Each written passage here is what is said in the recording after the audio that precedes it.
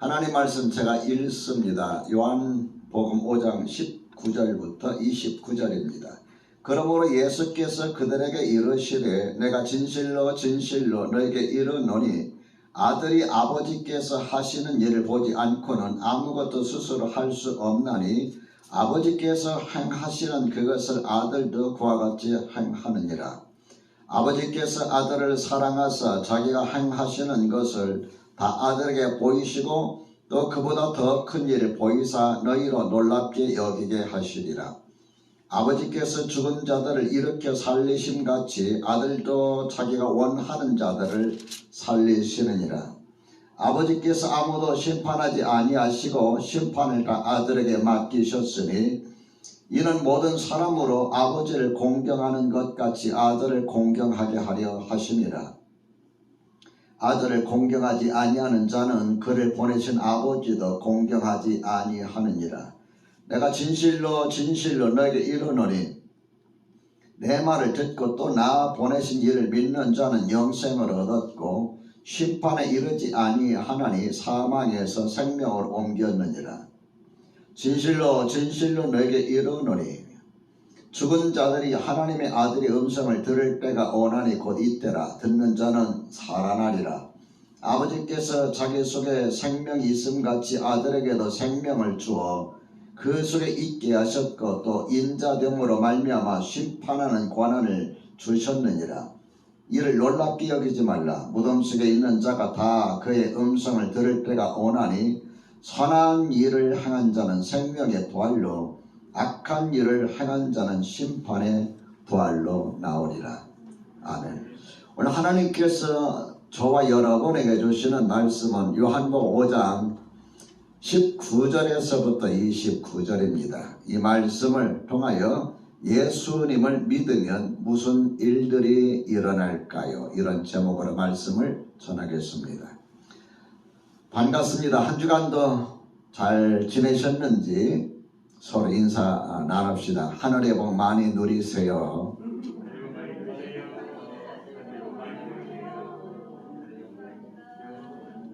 한 주간도 하늘의 복 많이 누리시기를 주의 이름으로 축원합니다. 우리 허정현 자매님께서 또 예배 참석하니까 너무 좋습니다. 늘 잊지 않고 기도하고 있는데 얼굴 보니까 기도 가운데 만나는 거다 또 다른 기쁨이 있습니다.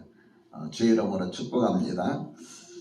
코로나 오미크론 정점을 찍은 나라들이 이제 감염자 수가 점점 내려가는 추세에 있는데 방역에 나름대로 신경을 썼던 나라들은 정점을 향해서 증가폭이 점점 올라가고 있다 하는 것을 저와 여러분 모두가 느끼리라고 봅니다. 제 주변에도 제가 아는 목사님들 또 교회들이 코로나 오미크론에 감염이 되어서 예배를 온라인으로 드리는 등 요즘 난리를 겪고 있습니다. 요즘 여러분 조금 힘들더라도 참고 잘 인내하시기를 주의 이름으로 축원합니다. 이런 환경, 이런 상황에 처해 있을 때 우리가 해야 할 일은 뭘까요? 우리의 신앙생활을 한번 돌이켜 보는 겁니다. 여러분, 우리가 좋은 때, 평안한 때, 잘 나가는 때, 잘 되는 때, 이런 때는 내가 주님을 잘 섬기는 것처럼 느껴지고 믿음이 좋다고 느껴지는데 나의 신앙의 참 모습은 언제 느껴지고 보여지느냐 하면 내가 어려울 때, 힘들 때, 위기 가운데 있을 때, 인간 관계가 악화될 때 내 참모습을 볼 수 있고 내 참 신앙을 볼 수가 있습니다. 저는 이 말씀을 준비하면서 문득 주님께서 이런 말씀을 깨닫게 해주셨어요. 요한계시록 2장 1절에 이하에 보면은 에베소 교회인데 이 에베소 교회는 칭찬이 참 많은 교회입니다. 사도 바울이 3년이란 세월을 지내면서 아주 매일마다 말씀을 전해서 세운 견실한 교회였어요. 그럼에도 불구하고 주님께서는 그들을 책망하십니다. 요한계시록 2장 4절과 5절에 보면 이렇게 말씀이 기록되어 있어요. 그러나 너를 책망할 것이 있나니 너의 처음 사랑을 버렸느니라. 너의 처음 사랑을 버렸느니라. 그러므로 어디서 떨어졌는지를 생각하고 회개하여 처음 행위를 가지라. 만일 그리하지 아니하고 회개하지 아니하면 내가 네게 가서 내 촛대를 그 자리에서 옮기리라. 이런 말씀을 하십니다. 처음 사랑. 여러분, 우리가 처음 예수 믿을 때, 감격스러웠을 때에, 참 은혜 받았을 때 그 처음 사랑 지금도 간직하고 있나? 코로나19 오미크론의 이런 상황 속에서 우리 자신들을 한번 돌이켜보면서 나의 믿음이 만일 처음 내가 예수님 영접했을 때 은혜 받았을 때의 모습이 아니라면 나 자신을 돌이켜보면서 처음 믿음으로 행위로 사랑으로 돌아가시기를 주의 이름으로 축원합니다. 오늘 하나님께서는 여러분과 저에게 세 가지 메시지를 주십니다. 첫째로 예수님은 하나님의 아들이라고 하십니다. 자, 우리 18절 말씀 같이 한번 읽어볼까요? 요한복음 5장 18절. 어떤 분은 제 설교를 들으면서 목사님 꼭 성경 본문을 읽으니까 왜 읽는지 모르겠다는 분도 있지만 어떤 분도 참 좋아요 하시는 분도 있어요. 자, 좋은 분들을 위해서 18절 같이 읽어봅니다. 시작. 유대인들이 이로 말미암아 더욱 예수를 죽이고자 하니 이는 안식일을 범할 뿐만 아니라 하나님을 자기의 친아버지라 하여 자기를 하나님과 동등으로 삼으심이로라. 유대인들이 예수님을 죽이려고 했다 그랬어요. 예수님의 3년의 공적인 생활, 다시 말하면 죄인들을 구원하시기 위해서 이 땅에 메시아로 오셔서 삶을 시작했던 그 3년간의 삶을 돌이켜보면은, 되돌아보면은 제사장들이나 하나님을 직접적으로 예배하고 섬기는 제사장들이나 또 자칭 믿음이 가장 좋다고 우리는 세상에 물들지 아니한 사람이라고 자부했던 바리새인들과 부딪혔던 문제, 예수님과 부딪혔던 문제는 크게 두 가지입니다. 한 가지는 예수님께서 안식일을 잘 지키지 않는다고 여겼어요. 바리새인들은 안식일에 대한 세부적인 규칙사항이 140여 가지가 됩니다. 아주 엄격하게 지켰어요. 근데 예수님께서 하시는 걸 보니까 그들의 눈에는 예수님께서 이 안식일을 잘 안 지키는 것 같아요. 자, 대표적인 예가 요한복음 5장 1절에서부터 지난주 18절의 말씀이잖아요. 베데스다 못에 병자가 있었어요. 그 병자의 병이 몇 년 됐을까요? 올려보세요. 몇 년 됐을까요? 그 병자의 병은 지난주에 설교 들었는데 10년? 20년? 30년? 38년. 두 분이 잽싸게 올라왔네. 38년. 여러분, 38년이라는 그 질병 1년도 아니고 10년도 아니고 지긋지긋하지 않을까요? 자기 주위에 친구도 없고 아는 사람 가족들도 없고 이제는 버려진 채로 그래도 한 가닥 희망을 가지고서 베데스다 못에 찾아왔는데 그 이유가 뭐냐? 베데스다 못이 가끔가다 한번 천사들이 내려와서 그물이 솟구쳐 올라갈 때 제일 먼저 뛰어드는 사람이 병 낫는다더라 하는 소식을 듣고 소문을 듣고 온 거예요. 근데 거기 왔는데 자기는 이미 병이 깊을 대로 깊어서 자기 의지로 자기 힘으로 뛰어 들어갈 수가 없어요. 뛰어 들어가려고 마음 먹고 움직이면 벌써 다른 사람 뛰어 들어가 버리는 거예요. 낫는지 안 낫는지는 알 수는 없지만 안타깝잖아요. 예수님께서 베데스다 못을 지나가시다가 그 사람의 눈에 띄었어요. 그래서 예수님께서 내가 낫고자 하느냐? 선생님, 나를 물에 밀어 넣어줄 사람이 없습니다. 안타까운 이야기를 들으시고 주님께서 그를 향해서 하신 말씀이 내 자리를 들고 일어나 걸어가라. 그 말씀과 더불어 그 사람이 벌떡 일어나 자리를 들고 가는데 그래서 예수님께서는 다른 데로 가셨어요. 근데 사람들이 아니 당신은 안식일인데 자리를 들고 왜 갑니까? 그 이사에 해당되는 거예요. 나도 들고 일어나 가라고 한 그 말씀대로 내가 한 것뿐입니다. 그가 누굽니까? 나도 모릅니다. 그리고 나서야 나중에 다시 만났을 때에 그분이 바로 예수님이라는 사실을 알았고, 그로 말미암아서 유대인들이, 바리새인들이 예수님을 아주 미워했어요.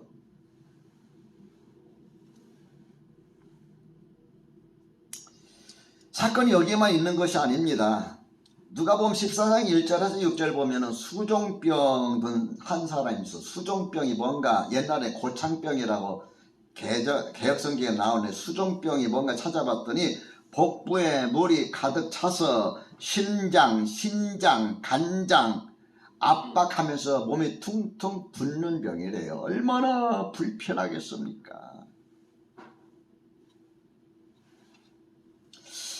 안식일에 바리새인이 예수님을 자기 집에 식사 자리에 초대했어요. 그래서 예수님께서 식사하시는 중에 보니까 거기에 예수님을 보려고 몰려왔던 사람들 중에 병자가 있었어요. 보니까 얼굴이 몸이 둥둥하게 붓고 뭐 병세가 완전 뚜렷했어요. 그래서 예수님께서 그 사람의 병을 고쳐주셨어요. 뭐라 하면서 고쳐주셨느냐 하면은 안식일에 병 고쳐주는 것이 합당하냐 아니하냐 그러면서 그 병을 고쳐주셨습니다. 마가복음 3장 1절에서 6절에 보면 또 어떤 일이 있느냐 하면은 한쪽 손이 말라버린 사람이 있었어요. 말라서 손을 못 쓰는 사람이지요. 그래서 이제 안식일에 이제 회당에서 이제 예수님께서 말씀을 가르치고 하는데 이제 바리새인이라든가 이제 예수님을 싫어하는 사람들이 또 안식일에 병 고치는가 보자 하고 이제 살피고 있었던 거예요. 그때 예수님께서 그들에게 말씀하십니다. 안식일에 선을 행하는 것과 악을 행하는 것, 생명을 구하는 것과 죽이는 것, 어느 것이 옳으냐? 어느 게 옳은 거예요? 안식일 지킨다고 아무것도 하지 아니하고 예수님께서 생명을 구하고 옳은 일을 하시고 병을 고쳐주시는 것, 여러분 그게 안식일을 범한다고 그들은 생각했던 거예요. 예수님께서 내 손을 내밀어라 말씀하실 때 그 사람의 고침을 받았어요. 그런데 마가복음 3장 6절에 보면은 이렇게 기록하고 있습니다. 바리새인들이 나가서 곧 헤롯 당과 함께 어떻게 하여 예수를 죽일까 의논하니라.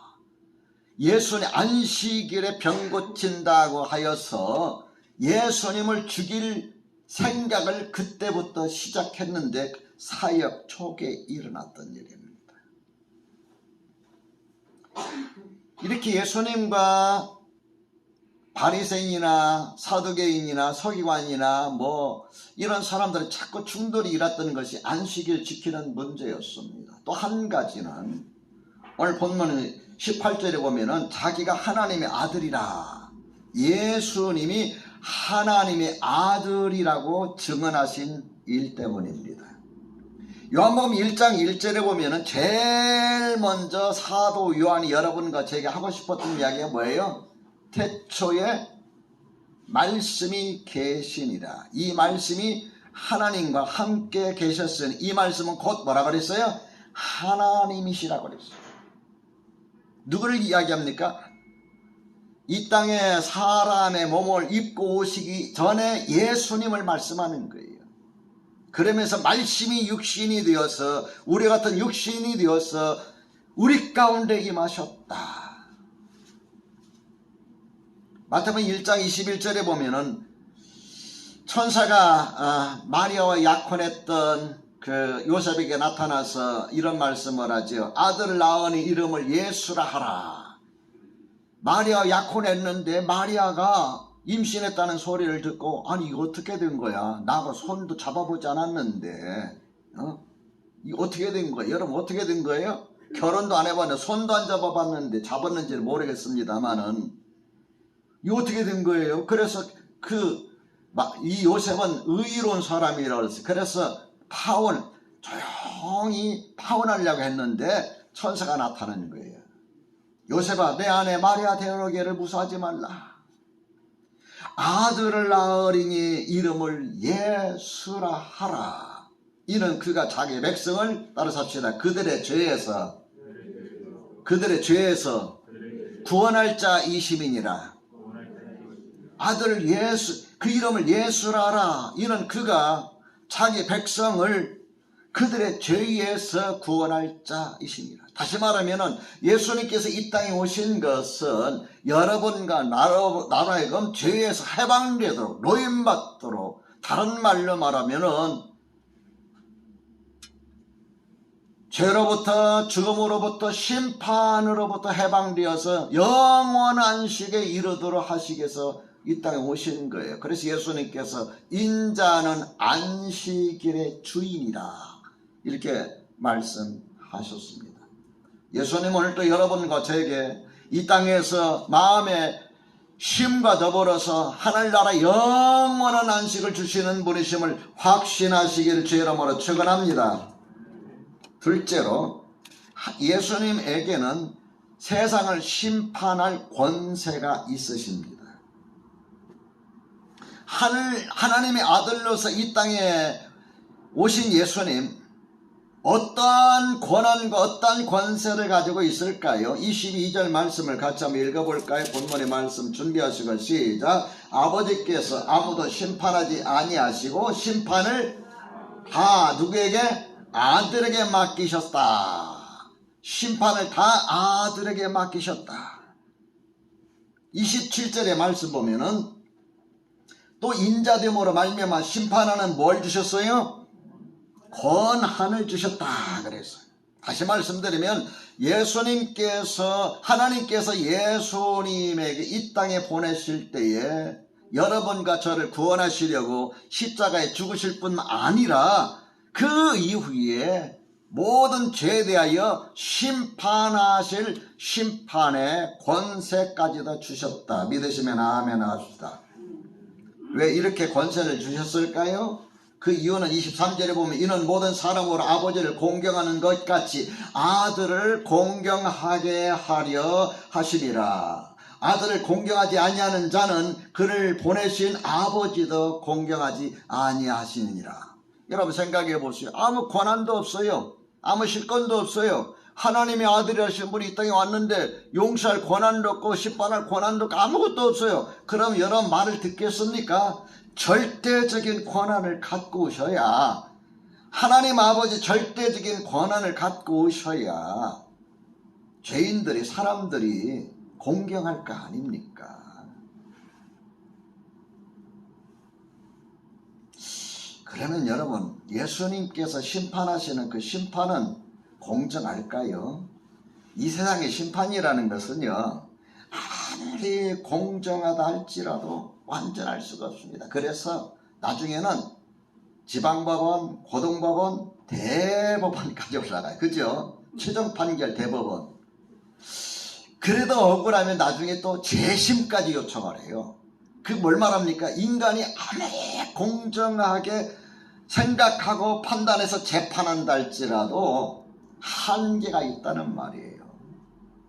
왜냐하면 그 사람의 가치관, 그 시대의 가치관, 그 사람의 신념, 그리고 그 심판하는 그 사람의 그 마음의 감정, 이런 것들이 종합되어서 판결하기 때문에 공정하다고 할지라도 두 분이 완전할 수는 없다는 거예요.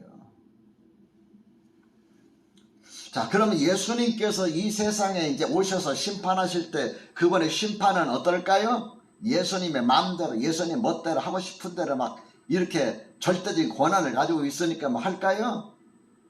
자, 말씀을 우리가 봅니다. 19절 보면은 이렇게 말씀했어요. 그러므로 예수께서 그들에게 이르시되 내가 진실로 진실로 너에게 이르노니 아들이 아버지께서 하시는 일을 보지 않고는 아무것도 스스로 할 수 없나니. 그 다음 읽어봅시다. 시작. 아버지께서 행하시는 그것을 아들도 그와 같이 행하느니라. 이렇게 말씀하고 있는 것을 볼 수 있고 30절에 보면은 내가 아무것도 스스로 할 수 없노라. 듣는 대로 심판하노니 나는 나의 뜻대로 하려 하지 않고. 그 다음 읽어봅시다. 시작. 나를 보내신 이의 뜻대로 하려 함으로 내 심판은 의로우니라. 주님의 심판이 의로운 건 뭐냐면은 주님이 마음대로 기분 내키는 생각대로 하는 것이 아니라 세상을 지으시고 세상을 이끌어 가시고 세상을 주관하시는 하나님의 뜻대로 심판하시기 때문에 그 심판이 공의롭다, 의롭다라고 말씀하시는 거예요. 여러분 궁금한 거 없어요? 그럼 이 심판이 언제 이루어질까요? 오늘 본문에 나와 있어요. 잠깐 나와 있어요. 이 심판이 언제 이루어질까요? 주님이 세상을 심판할 심판의 권세를 가지고 오셨다고 했는데, 그런 권세가 있다고 하셨는데 언제 심판하시느냐 보면은 나옵니다. 28절에 이를 놀랍게 여기지 말라. 무덤 속에 있는 자가 다 그의 음성을 들을 때가 오나니. 언제 그 음성을 들어요? 주님께서 재림하실 때. 살아있는 자뿐만 아니라 죽은 자도 무덤에서 나와서 살아남아서 주님 앞에 서게 될 것이다. 그 다음 29절에 보면 선한 일을 행한 자는 생명의 부활로, 악한 일을 행한 자는 심판의 부활로 나오리라. 선한 자나 악한 자나 믿는 자나 믿지 않는 자나 예수님께서 이 땅에 오실 때 다 살아나게 됩니다. 요한계시록에 나온 말씀이에요. 데살로니가 전서 5장에 있는 말씀이고요. 고린도전서 15장에 있는 말씀입니다. 다 살아나게 되는데 살아나서 어떻게 됩니까? 주님의 심판대 앞에 서게 됩니다. 그래서 그 사람이 행한 것에 따라서 심판을 받게 되는데, 행위가 기록된 책대로 심판받으나 다른 한 책 생명책에 기록된 사람은 그 심판을 받지 아니하고 영원한 생명의 길로, 생명의 나라로 들어가야 되는 걸 여러분 기억하시기 바랍니다. 셋째로 예수님을 믿게 될 때 놀라운 일들이 일어납니다. 자, 24절 말씀 같이 읽어볼까요? 준비하시고 시작. 내가 진실로 진실로 너에게 이르노니 내 말을 듣고 또 나 보내신 이를 믿는 자는 영생을 얻었고 심판에 이르지 아나니 사망에서 생명으로 옮겼느니라. 고등학교를 졸업한 청년이 있었습니다.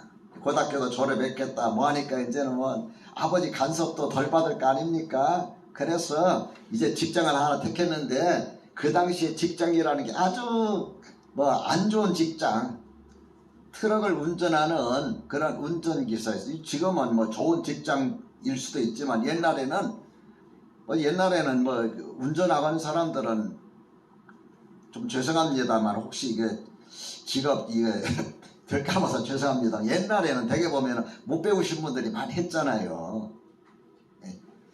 그래서 이제 그 화물차 운전하는 운전기사로 이제 이 청년이 들어갔어요. 그때 얼마나 고되고 힘들까 한번 생각해 보세요. 자기 배운 것이 없으니까 좋은 직장 못 들어가고 이제 뭐 화물차나 운전해서 겨우겨우 먹고 사는 그런 직장에 들어갔어요. 직장에 들어가서 하루 종일 일하니까 얼마나 피곤해요. 그러니까 저녁이 되면 여러분 화물차 운전하시는 분들 저게 뭐 좋아하세요? 이거 좋아하잖아요. 술 좋아하시잖아요. 술 먹고 뭐 이렇게 살다가 어느 친구가 자기를 교회 한번 나가보자고 자꾸 이게 끌어낸 거예요. 야, 그러지 말고 우리 토요일 날 교회 청년 모임이 있으니까 한번 나가자. 여러분 전도는 어떻게 해야 됩니까? 사람을 강권하여 한번 나가볼래? 하면 안 돼요. 야, 한번 나가보자. 아주 억지로 끌어냈어요. 그러니까 아주 술도 먹고 좀 쉬어야 되는데 할 수 없어서 청년 모임에 갔는데 아무 재미도 없는 거예요. 뭐 예수 믿는 것도 아닌데 무슨 재미가 있겠어요? 예수 믿는 소리 나고 뭐 이런저런 소리 나고 뭐 기도한다고 찬양한다는 찬송이 뭔지를 알아요? 기도를 어떻게 한 줄 알아요? 그러다가 뭐 억지로 끌려다녔어요. 몇 번 끌려다니는데 그게 청년회가 성경 퀴즈 대회를 가진 거예요. 성경을 암송해서 매주마다 이렇게 암송하는 것을 발표하는 그러한 그 시간이 있었던 것 같아요. 그래서 이 청년도 다음 주에 또 끌려난 너야 꼭 성경 한 구절을 외워야 돼 해가지고 이제 성경을 외웠는데 그 외운 성경이 뭐냐면은 바로 요한복음 5장 24절이에요. 이 성경을 외우다가 이 성경 말씀에 붙들려졌어요. 그리고 회개를 합니다. 그때부터 신앙생활을 시작해요. 그리고 그 마음속에 주님을 위한 열정이 너무너무 뜨거워서 견딜 수가 없어. 그때부터 전도를 하기 시작하는데 아는 게 있어야지. 그래서 성경 한 구절 외워서 또 외워서 또 외워서 글 들려주고 가르치고 들려주고 가르치고 하다 보니까 이 일의 전문가가 돼버렸어요. 이 사람에 의해서 설립된 선교회가 내비게이터입니다. 전 세계적으로 수많은 사람들의 복음을 전하고 그들을 주님의 제자로 만들겠다고 나섰습니다. 한 사람의 영혼을 구원시키고 세계적인 인물로 만든 것이 성경 구절이에요. 그 구절이 요한복음 5장 24절.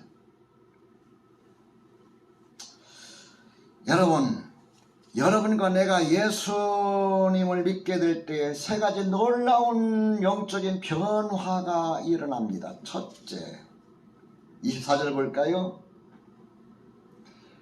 또 내 말을 듣고 또 나 보내신 이를 믿는 자는 뭐라 그랬어요? 영생을 얻었거라 그랬어요. 언제 영생을 얻는다고요?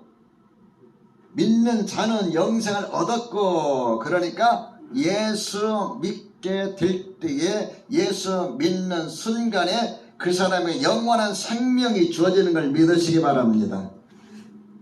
저는 영원한 생명이라는 게 죽을 때 이렇게 하나님 그때 이렇게 주셔가지고 연결되는 줄 알았어요, 처음에. 근데 예수 믿을 때에 예수님께서는 그에게 영원한 생명을 그 순간에 주십니다.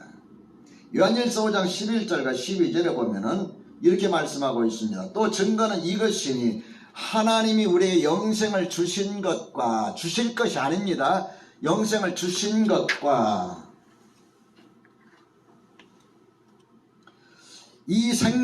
영생을 주신 것과 이 생명이 그의 아들 안에 있는 그것이니라. 아들이 있는 자에게는 어떤 사람이 그 마음에 아들이 있을까요? 예수 그리스도를 영접한 자, 모셔드린 자, 예수를 믿는 자입니다. 아들이 있는 자에게는 생명이 있고 아들이 없는 자에게는 생명이 없느니라 그랬어요. 여러분과 내가 영생을 얻을 것이다가 아니라 영생을 얻었다 그랬어요. 영생을 얻었다. 언제? 예수 믿는 순간 여러분과 내게 영원한 생명이 주어진 걸 확신합시다.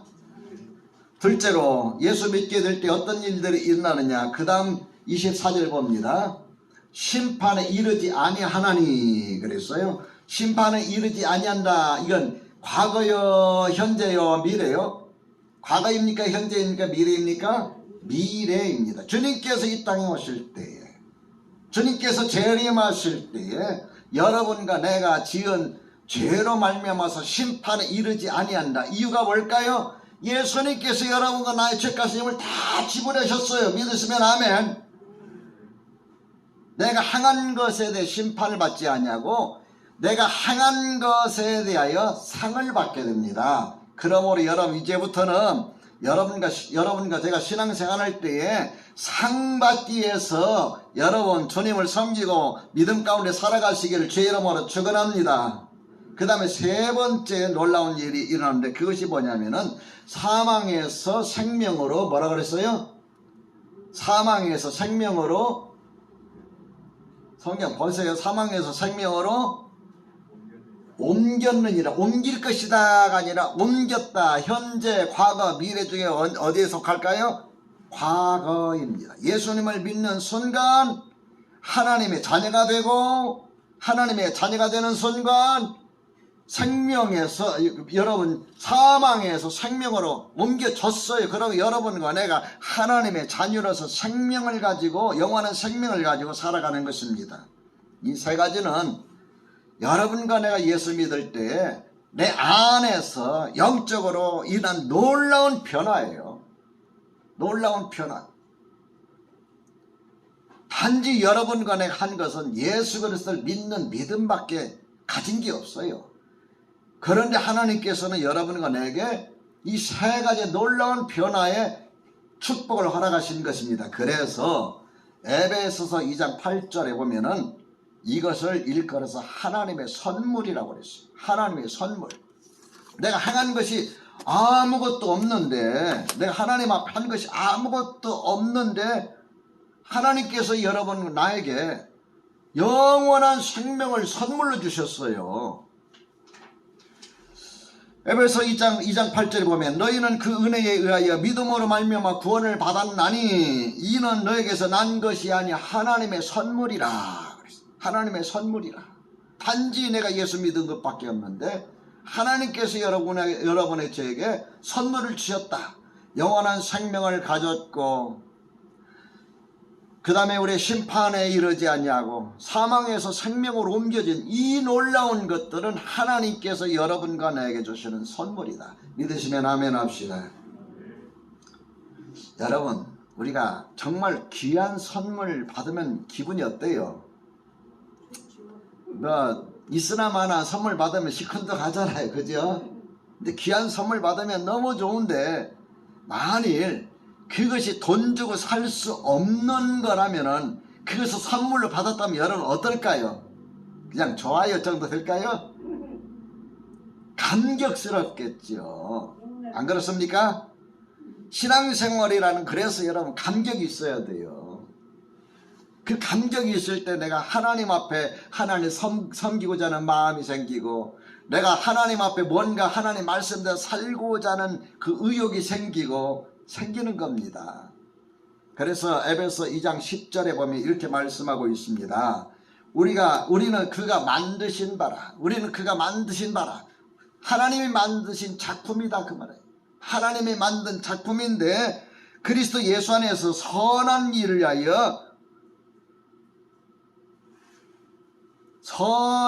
위하여 하나님께서 여러분과 저를 만드셨다고 그랬어요. 여러분과 나에게 하나님께서 영원한 생명을 선물로 주신 것은 이제는 죄악된 삶이 아니라 선한 삶을 위하여 하나님께서 선물로 주셨다. 이것은 오래전부터 하나님이 예비하셔서 우리 주신 것이다. 이 말씀을 기억하시고 저나 여러분 이제는 하나님 앞에서 조금 더 선한 삶을 살아가야 될 줄 믿습니다.